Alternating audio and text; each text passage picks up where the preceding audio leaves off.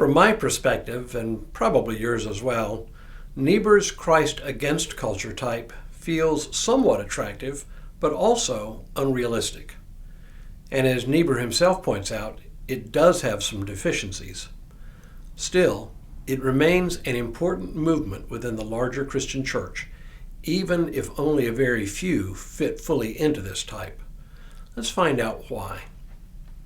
Hello, I'm Stuart Baskin, pastor of First Presbyterian Church of Tyler, Texas, and this is your daily devotional for Saturday, June 22nd, 2024.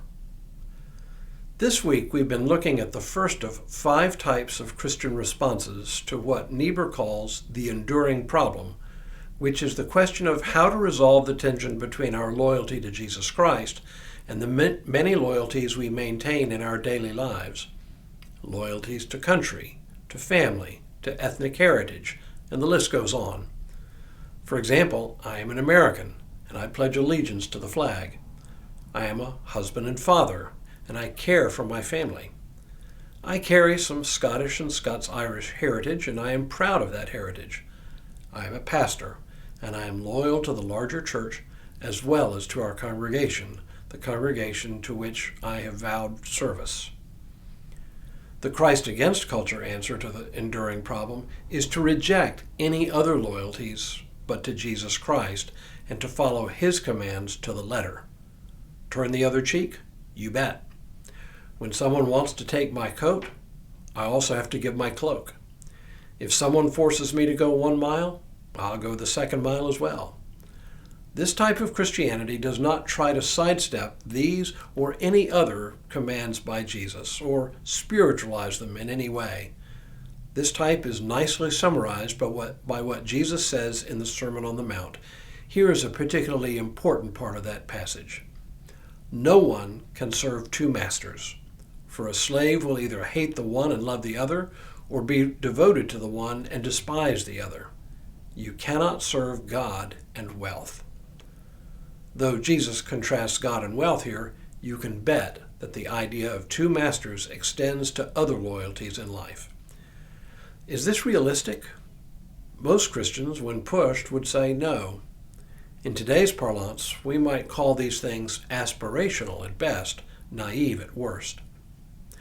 Recently, Russell Moore, a Southern Baptist leader and editor of the evangelical magazine Christianity Today, who has fallen out of favor with his Baptist brethren, gave an interview with NPR Radio, which was reported in Christianity Today last August.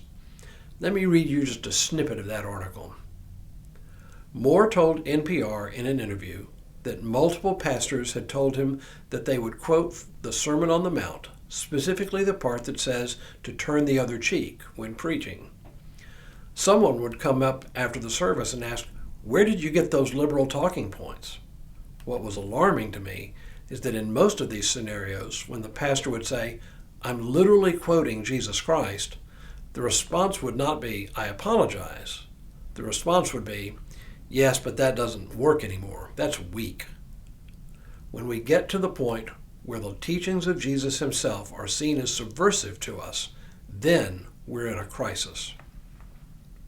So this may be an extreme example, but it nicely summarizes what most Christians actually believe, that the commands of Jesus are beautiful, but no one can live in the world and actually follow them to the letter.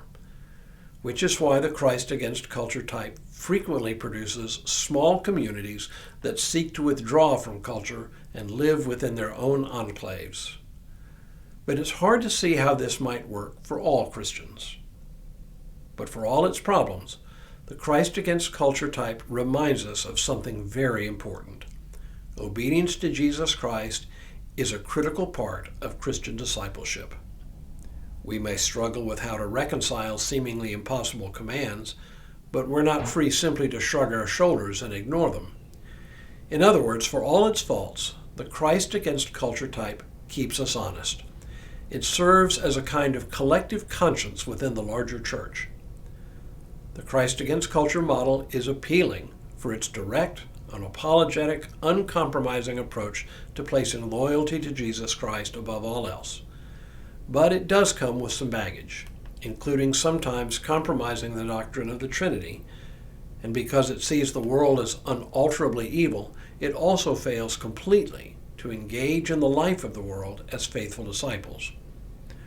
But still, in its focus on steadfast obedience to Jesus Christ, it serves to remind the rest of us that obedience to Jesus Christ is part of Christian discipleship.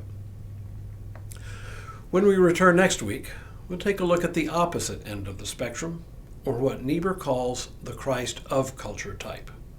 But for now, may God continue to bless you and keep you in all that you do this day and in all the days ahead.